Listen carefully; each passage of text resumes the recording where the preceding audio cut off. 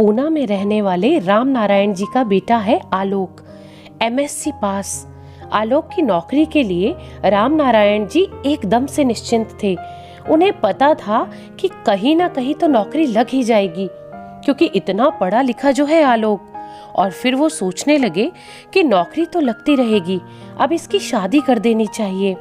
तो आलोक की शादी के लिए उन्होंने अपने कुछ रिश्तेदारों से कोई अच्छा रिश्ता ढूंढने को कहा। तो उनके किसी रिश्तेदार ने बताया कि पास ही के शहर में उनके एक जानकार रहते हैं, किशोर जी। उनकी बेटी है मालती। मालती भी अच्छी खासी पढ़ी लिखी है और किशोर जी भी मालती के लिए कोई अच्छा रिश्ता ढूंढ रहे हैं। अगर आप कहें तो क्या मैं अपने आलोक के लिए उनसे बात चलाऊं? तो राम नारायण जी ने कहा कि ठीक है, तुम चलाओ बात, लेकिन मैंने अपने बड़ों से पता किया है कि पोस्ट ग्रेजुएट लड़के का भाव 5 से 6 लाख चल रहा है, लेकिन अगर लड़का नौकरी नहीं करता तो भाव 3 से 4 लाख का तो है ही है। तुम लड़की वालों से बातों बातों में कह देना, ताकि शादी के वक्त कोई दिक्कत ना हो। फिर बड़ों ने आपस में मिलकर 3.5 लाख में रिश्ता तय करवा दिया। आलोक और मालती का रिश्ता हुए अभी 1 महीना भी नहीं हुआ था कि पब्लिक सर्विस कमीशन से राम नारायण जी के घर एक लेटर आया कि उनके बेटे आलोक का डिप्टी कलेक्टर के पोस्ट पर सिलेक्शन हो गया है। वो लेटर देखकर राम नारायण जी एकदम से हैरान हो गए, परेशान हो गए और मायूस भी हो गए। उन्हें परेशान देखकर उनकी पत्नी ने कहा, सुनो जी, आलोक की इतनी अच्छी नौकरी लगी है और आप परेशान दिख रहे हो। तो राम नारायण जी ने अपनी पत्नी से खींचते हुए कहा कि सरकार क्या ये लेटर कुछ दिन पहले नहीं भेज सकती थी? हमें डिप्टी कलेक्टर बेटे का तो शादी में 40-50 लाख यूं ही मिल जाता। सारी बात समझते हुए राम नारायण जी की पत्नी के मन में भी लालच जाग गई। फिर उन्होंने भी राम नारायण जी से कहा, तुम्हारी भी ना अकल मारी गई थी। मैं तो कहती थी कि कुछ महीने और रुक जाओ आलोक की शादी के लिए, कहीं नौकरी तो लग जाने दो, लेकिन तुम ही नहीं माने। तुम ही ने ज्यादा जल्दबाजी की और ये रिश्ता तय कर दिया। अब भुगतो खुद। और मैं तो कहती हूँ कि आप किशोर जी को पत्र लिखिए, वो भी समझदार हैं।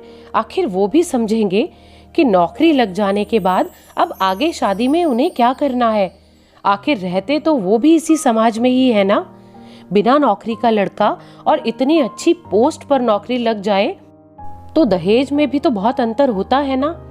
तो राम नारायण जी को अपनी पत्नी का ये सुझाव अच्छा लगा। उन्होंने किशोर जी के नाम एक पत्र लिखा, जिसमें लिखा था कि आदरणीय किशोर जी, आपको ये बात जानकर बहुत खुशी होगी कि आलोक का सिलेक्शन डिप्टी कलेक्टर के लिए हो गया है। और आप देखिए ना, शादी तय करते ही ये शुभ समाचार हमें मिला है और इसमें आपकी बेटी मालती के भाग्य का भी योगदान है। आपकी बेटी मालती हमारे लिए लक्ष्मी साबित हुई। और किशोर जी, आप खुद समझदार हैं, नीति और मर्यादा जानते हैं। रिश्तों पर ही तो ये सारी दुनिया टिकी हुई है, और बिना रिश्तों के इंसान का क्या है, वो तो जीता है और मरता रहता है। और बात करें पैसों की, तो वो तो हाथ का मैल है। इंसान की प्रतिष्ठा बहुत बड़ी चीज होती है, और जब तक इंसान इस धरती पर है उसे अपने बच्चों के प्रति जिम्मेदारियां बखूबी निभानी चाहिए। और फिर हमें तो कुछ चाहिए नहीं, ना हमें किसी चीज की लालच है।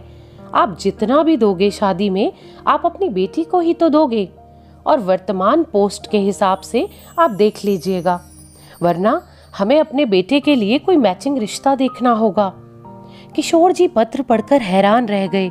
वो भी बहुत परेशान हुए और काफी सोच विचार करके फिर उन्होंने भी राम नारायण जी के नाम एक खत लिखा, जिसमें लिखा था कि प्रिय राम नारायण जी, आपका खत मिला, बल्कि मैं खुद ही आपको खत लिखने वाला था कि आलोक की सफलता पर हम सब बेहद खुश हैं।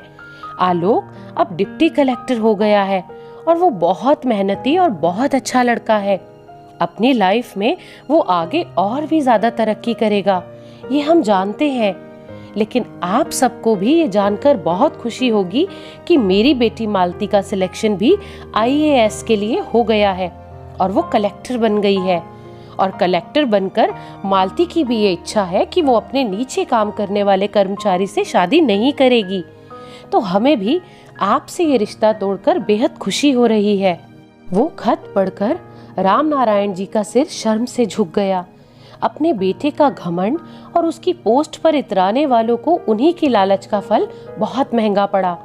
और वहाँ किशोर जी एक बेटी के पिता होते हुए भी अपने आप को इतना गर्वित महसूस कर रहे थे और अपने इस फैसले पर वो बहुत खुश थे कि उन्होंने अपनी बेटी को पढ़ा लिखा कर इतना लायक बना दिया कि वो अपनी जिंदगी के बड़े से बड़े फैसले ले सकती है। तो दोस्तों, इस दुनिया में आज भी कुछ ऐसे लोग हैं जो बेटियों की पढ़ाई को ज्यादा महत्व ना देकर बेटों की पढ़ाई को ही महत्व देते हैं। तो इस कहानी के माध्यम से आप जान चुके होंगे कि अगर मालती ने पढ़ाई नहीं की होती, वो अपने पैरों पर नहीं खड़ी होती, तो आज ये रिश्ता लड़के वालों की तरफ से टूटा होता। लेकिन पढ़ी लिखी होने की वजह से आज एक गलत रिश्ते को वो सिर उठाकर मना कर पाई। तो इस कहानी के बारे में आपकी क्या राय है, कमेंट करके जरूर बताइएगा। और अगर ये कहानी आपको पसंद आई हो तो प्लीज लाइक जरूर कीजिएगा। और ऐसी ही दिल को छू लेने वाली और प्रेरणादायक कहानियां सुनने के लिए इस चैनल को सब्सक्राइब करें। धन्यवाद।